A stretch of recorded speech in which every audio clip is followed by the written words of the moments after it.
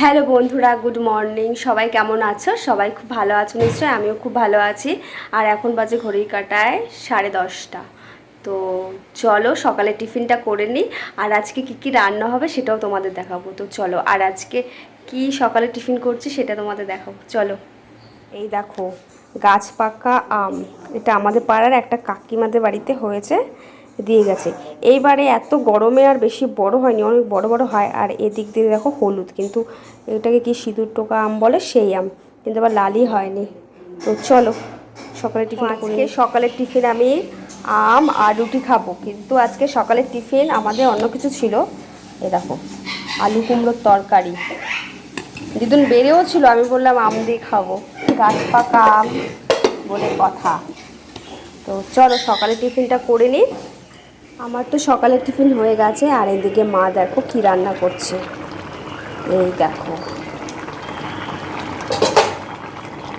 কি বলো তো, এটা এঁচোড় চিংড়ি।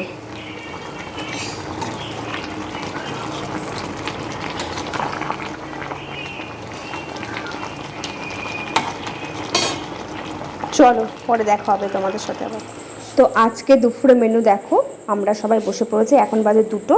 এটা হচ্ছে গিয়ে চিংড়ি মাছ বাটা, আর কালকের তরকারি ছিল, এটা হচ্ছে ইঁচড় চিংড়ি, আর এটা হচ্ছে বেগুন সুন্দরী, আর তোমরা তো দেখলেই ওটা হচ্ছে গিয়ে বড়ার তরকারি।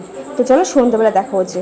গুড ইভিনিং বন্ধুরা। প্রত্যেক দিনের মতো ভিডিও করা হয়ে ওঠে না, যেহেতু সন্ধ্যেবেলায় সন্ধ্যে দেওয়ার পরে আমি পড়াতে বসি, সেজন্য আর ভিডিও করা হয় না। মাঝে মধ্যে করা হয় আর মাঝে মধ্যে করা হয় না। তো আজকে সন্ধ্যের টিফিনটা খুব সুন্দর, দেখো, ফাটা ফুলুরি আর সাথে আছে মোচার চপ।